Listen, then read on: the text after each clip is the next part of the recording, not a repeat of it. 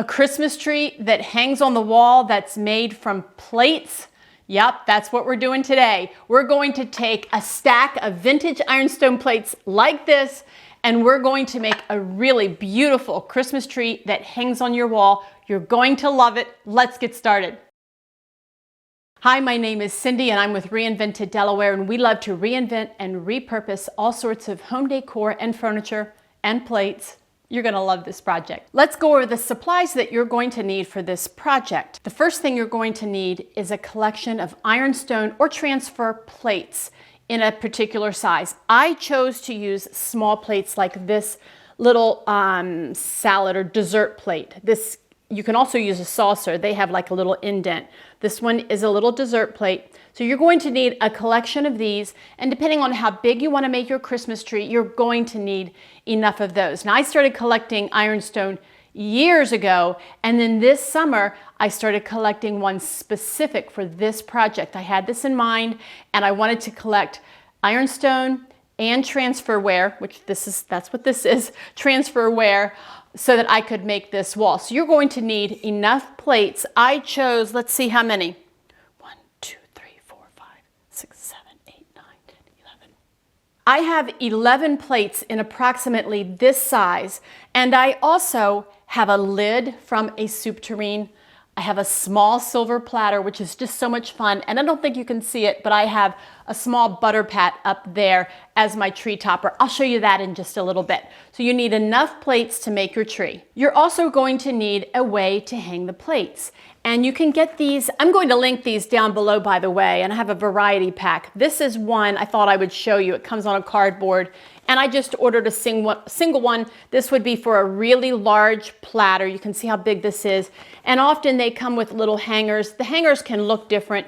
This one just comes like this, and I'll show you how to put that on, but it just has little hooks on the back, and this is the part that is on the back of the plate hanger. It has springs, so it'll hold that plate really snug. I have another way to hang really small pieces like the butter pats, but we'll get to that shortly. The first thing that you want to do is lay out your design. Now, I did my design on my dining room table, but before I did that, I took a couple of measurements. The first measurement I took was the space between these two door jambs of where I wanted to hang this plate wall.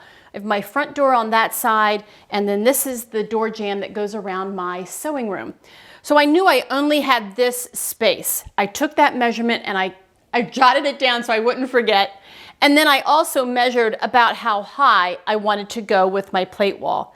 I jotted those two measurements down, and then I went over to my dining room table, cleared it off, laid out all my plates, and I started to rearrange the plates in the pattern that I thought would be pleasing to the eye and then would also fit within those measurements. When I was placing the design and laying out the design that I wanted, I kept in mind some balance. And also when I was shopping for these pieces, I kept that in mind as well. I wanted some symmetry going on. It's a Christmas tree, and I wanted a little bit of uniformity. So when I bought my plates this summer and then collected or pulled the ones out of my collection, I kept in mind like pairs. You'll see I have two green that the design doesn't exactly match, but the color does, so that's good. Same with the blue. I have these two red saucers. I came across a single red saucer. I could not find a pair, so I got that hoping that maybe I could use it. And then I had the little gold ones, and then these two little white ones. And then I actually have a whole stack of the square butter pats, but I only needed one for the topper. And I just thought it looked really beautiful. Now, the silver platter is only about 2.5 inches, 3 inches in diameter. It's really small, and I only have one, so I wanted to figure out a way to use that. And then I had this space in between here. I tested out all sorts of things. I tested out oval-shaped soup tureen lids. I tested out a larger platter that would fit in there. I tested out a couple of things, and I settled on this round one because the whole design is made up of round elements except for the square butter pat. And then also I chose this because I felt like this color had a hint of gold to it, and my plates down here have a hint of gold for sure on them, and I wanted that to kind of tie all in together. So I laid out my design on my dining room table. And then the fun starts. The next step was a little bit of a challenge. I had to transfer those measurements over to my wall. So I'm looking past the camera over there at my dining room table. I kept everything laid out and I snapped a picture with my phone over top so that I wouldn't forget what my design looked like. The first measurement that I used was from the bottom of the design. This was the bottom of what I wanted to have as my design, all the way up to the top. And I measured that over at my dining room table. And then I found the center between the two door jambs. And then I used that measurement and I made a little pencil mark at the very top. Actually, it was this one. The butter pat was an afterthought. I'll tell you about that here in a minute. So I got that top plate measured exactly where I wanted. I found the center, put my little pencil mark, and I put that in first. That was the first thing that I put in. Then I went back to my design over at my dining room table. I saw where these two plates had to go as far as measurements were concerned, and I measured and marked on the wall the measurements that I have over at the dining room table. I sure hope this makes sense to you. And then I just proceeded on down. I knew over on my dining room table that this was going to fit in the middle, so I didn't mark this measurement, although you could. And I put the two red ones, then the blue ones, and then the ones on the bottom. And I knew that I had left enough space for the lid and for the little silver platter. Once all the measurements were transferred to the wall, it was time to add the hooks. Let me show you what these are. You've seen these before. They're just little picture hangers. Let's get that camera to focus here. They're just these little picture hangers like this, and they come with the little nails. Now, there's something to bear in mind. This nail goes in like this, by the way, kind of at an angle. And let's see if I can hold this so you can see it. So the nail goes into the wall like an angle, and then you see the hook right there. That's where the plate hanger is going to hang. Now, when you're putting these in the wall, bear in mind that you have to offset a little bit because this is the actual hanger. And let me show you how that works. I'll talk about these here in just a second. Here are the hangers. You see that little hook right there, and that goes right on the back. So you can see how that's going to go on the wall.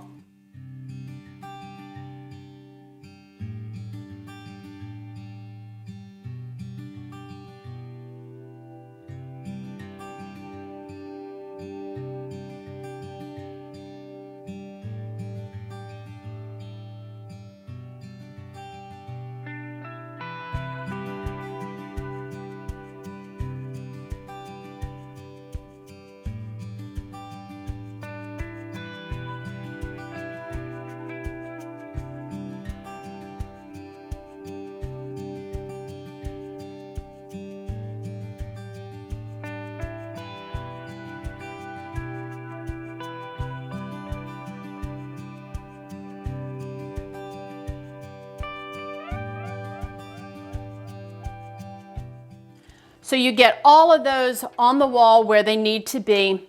And I did one row at a time. I did the first one, and then I marked and measured for the second one, and then I marked and measured for the third row. And each time I removed the plates because the tapping of that nail made the wall wiggle, and I wasn't comfortable with that. So you can see that plate hanger, how those hooks come around the front.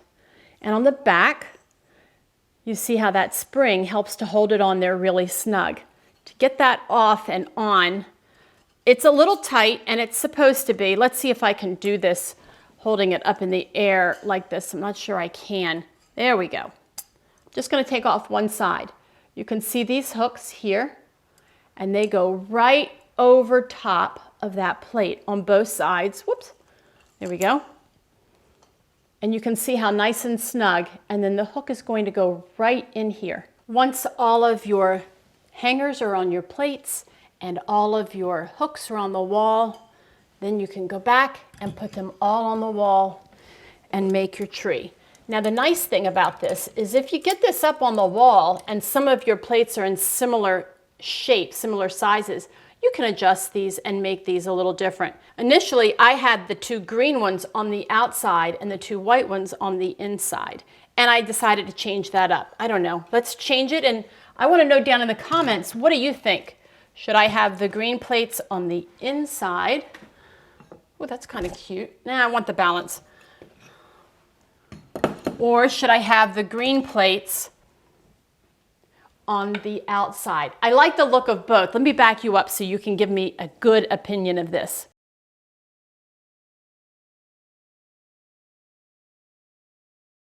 So there's the second way with the green plates on the outside. Let me know down in the comments. I'd love to know your opinion.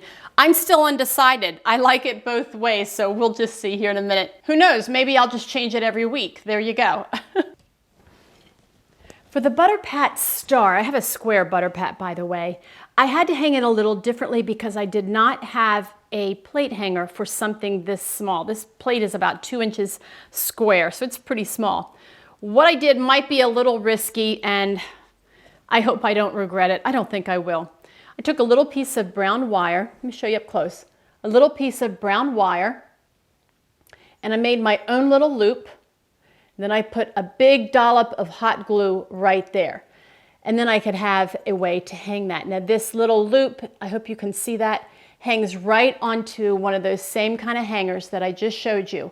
Now to get this off, when it comes time to take this off, what I'm going to do is put this little plate in the freezer, and that should help the hot glue to contract. Then I'm pretty sure I can just get it right off. Another option might be to heat the plate from the front or the back with a blow dryer and just warm it up a little bit, and I'm pretty sure I can peel that hot glue right off. All right, I don't know what we're gonna call this, but it's a Christmas tree plate wall. I don't know, maybe you have a better idea of what to name this. Let me know that down in the comments. I'd love to know what you would call something like this. I hope you enjoyed this video. I hope that you're inspired to create something like this for your home. Thanks again for watching, and we'll see you next time.